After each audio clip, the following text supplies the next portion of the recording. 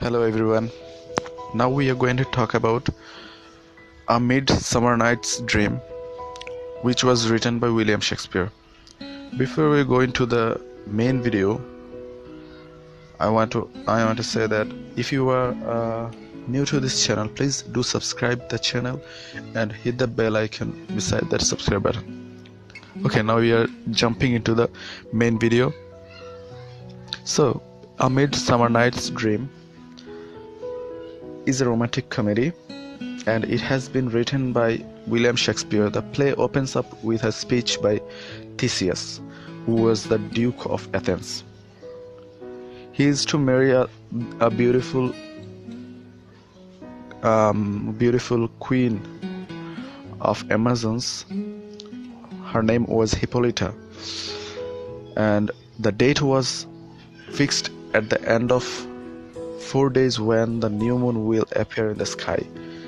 He feels that the time is passing too slowly and he is waiting impatiently for the new moon. Hippolyta tries to console him. Here we see Theseus is an ardent lover. On the other hand, Hermia, an independent girl who is determined to marry Lysander instead of marrying Demetrius. Both Lysander and Demetrius are young courtiers of Duke, but Hermia has a great passion for Lysander.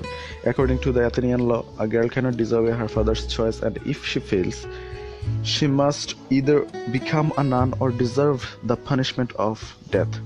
But Hermia must either become a nun, but Hermia is determined not to marry Demetrius according to her father's choice. Here the poet, the dramatist says that, "Know of your youth, examine well your blood, whether if you yield not to your father's choice." In the meantime, Lysander informs the Duke that Demetrius had previously been in love with a girl called Helena, who still loves Demetrius. Lysander and Hermia decides to flee in the wood outside the city, where the Athenian laws are not applicable. They discloses their plan to Helena. In the meantime, Helena informs Demetrius about their plan. Now Demetrius and Helena decide to follow the lovers to the wood. Here another two lines has been quoted in the drama that things base and vile, holding no quantity, love can transpose to form and dignity. The above lines are uttered by Helena.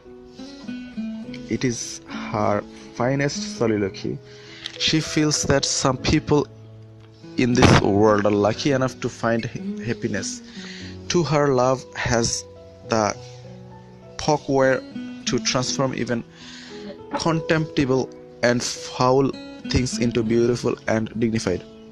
A lover finds greater beauty and charm in his beloved than the rest of the world finds in her. A woman may be ugly, and yet the man who loves her will regard her as extremely beautiful. The mind of a lover does not have any precise judgment of things. The god of love has wings but no eyes. Helena goes to the wood. The wood is a place where the fairies sometimes hold their festivities. Oberon is the king of fairies. Titania is the queen of fairies. At present, there is not good relationship between them. Titania has a lovely boy, and she has refused to hand over the boy to Oberon. That causes Oberon's annoyance. He decides to punish her. Oberon overhears a talk between Demetrius and Helena and their plan. Demetrius has come to look for Hermia, while Helena has come to try win Demetrius's heart. Demetrius rebukes Helena for having followed him into the wood. Oberon observes it and decides to change the mentality of Demetrius so that he loves Helena. On the other hand, Lysander and Hermia have already arrived in the wood and they lie down on the ground. In the meantime, Puck, who is the assistant of the king of fairies, Oberon, Puck, the disciple of Oberon, has made a mistake that creates complication. Oberon orders him to manage love juice, and it should be applied and applicable to the eyes of Demetrius so that he loves Helena. But Puck applies the love juice to the eyes of Lysander unconsciously or by mistakenly. In the meantime, Helena comes to the spot where Lysander lies asleep. Helena does not notice the presence of Helena. Opening eyes, Lysander sees Helena at the first and very quickly falls in love with her under the influence of love juice. At the same way, Oberon orders Puck to apply the love juice in the eye of Titania in order to punish her. Puck applies it in her eyes. Opening her eyes, she sees Bottom, the ass before her, instantly falls in love with him. Her passion for Bottom, the ass, provides much amusement to both Oberon and Puck. After using the love juice, Titania agrees to surrender the boy to her husband. Now Oberon further applies love juice in her eyes in order to back her normal sense. She gets her normal sense and starts loving her husband. As a result of their quarrel is over now. Now Oberon understands the mistake and he applies love juice in the eyes of Demetrius so that he loves Helena. When he wakes up from sleeping, sees Helena and loves her. Now both Lysander and Demetrius love Helena under the influence of love juice. Both men once wanted to marry her, so conflict appears between them.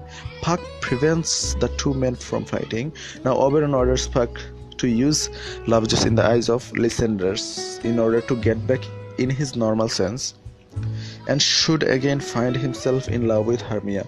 Duke of Athens named Theseus and the Queen of Amazons Hippolyta now arrive in the wood to perform certain rituals. Theseus finds out the persons sleeping in the ground are Demetrius, Lysander, Helena, and Hermia. Theseus awakens them and asks what has brought them into the wood. Now they are all confused and consider it as a dream. Lysander now has grown back his normal sense and is again in love with Hermia. Demetrius accepts Helena's love under the influence of love juice. Now he wants to marry Helena and leave Hermia. Thus the complication which took place in the opening scene is now resolved. The Duke accepts their love and arranges a party for their marriage. So we see the happy ending of that play.